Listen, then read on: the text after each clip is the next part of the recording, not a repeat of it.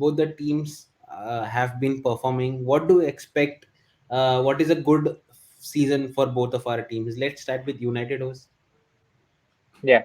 Like I've covered in the intro of the podcast, you would have noticed that United had a lot of issues inside and outside the club. So unless these things are addressed, you can see Neville has been, strongly advocating about the five things that we had to change as a club in terms of building infrastructures, in terms of getting a sporting director, in terms of getting a cohesive transfer plan, in terms of having a sporting, a 5-year plan probably. So these things were advocated 2 years down before.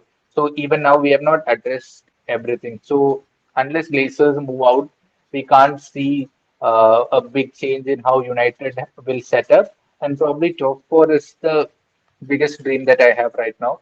Because realistically speaking, you know that you can't get anything more than that. Probably a cup win, an EFL win. Probably that's the maximum that you can get. And it looks like as if United will go out of the Champions League and into the Europa League. I don't think even we can win the Europa League with the squad that we have right now. We have not, even last year, we have not played probably more than one or two games with our best 11 play.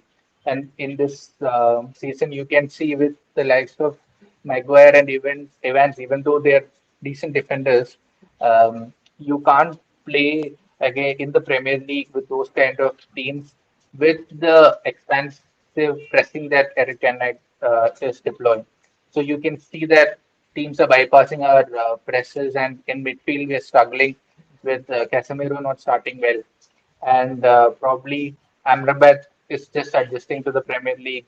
Hoyland has not scored in the Premier League, so there are certain things that we have to address, and I don't think there will be a massive change coming up with what is happening right now.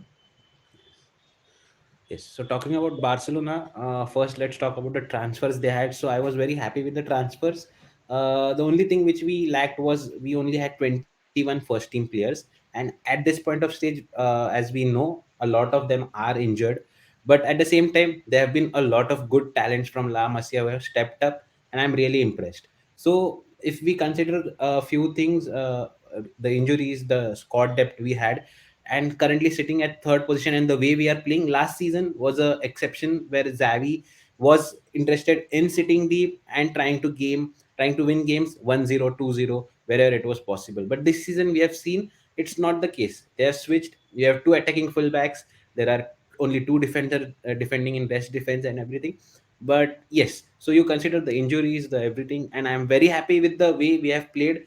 uh, uh, but the thing is, at the end of the day, the results matter. So I just hope we get the few results, and those few referee calls which have been not in our favor when they clearly were a mistake, I just hope we get those as well, so we can win out few matches which we deserve to win. But yes, at this point of time, probably winning the La Liga, uh, winning winning the La Liga or Copa del Rey.